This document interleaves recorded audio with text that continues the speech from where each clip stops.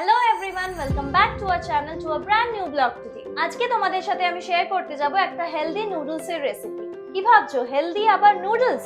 সেটা জানতে হলে আমার এই ভিডিওটা শেষ পর্যন্ত দেখতে থাকো। প্রথমে একটা কড়াইতে 1 চামচ ঘি নিয়ে নিচ্ছি। ঘিটা গরম হয়ে যেতে আমি এখানে দিয়ে দিচ্ছি এই রাইস নুডলসটা। এটা কিন্তু কোনো ময়দার বানানো না, এটা কিন্তু সম্পূর্ণ চালের বানানো।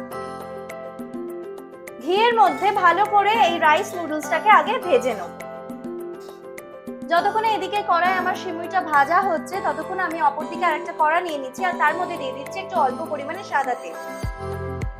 তেলের মধ্যে আমি দিয়ে দিচ্ছি কিছু বাদাম। বাদামগুলোকে এবার ভেজে নেব। সিমুইটা আমার ভাজা হয়ে গেছে, এটাকে এবার একটা পাত্রে ঢেলে রেখে দিচ্ছি। এবারে এই কড়াটায় আমি দিয়ে দিচ্ছি একটু জল আর জলটাকে বেশ ভালোভাবে গরম হতে দেব।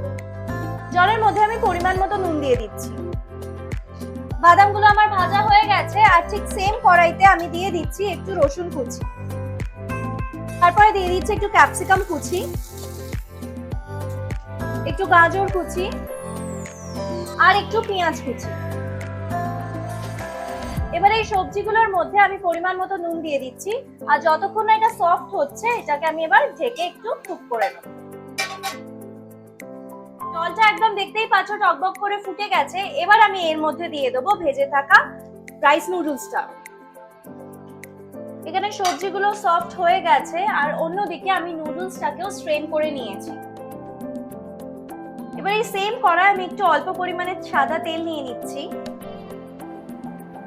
আর টেম্পারিং এর জন্য আমি এখানে অ্যাড করে দিচ্ছি কালো সরষে আর দিয়ে দিচ্ছি একটু কারি পাতা, একটু হলুদ গুঁড়ো অ্যাড করছি। কারি পাতাগুলো ভাজা হয়ে গেছে, আমি এবারে এর মধ্যে অ্যাড করে দিচ্ছি এই বয়েল করা থাকা নুডলসগুলো। এরপর আমি অ্যাড করে দিলাম ভেজে রাখা সবজিগুলো।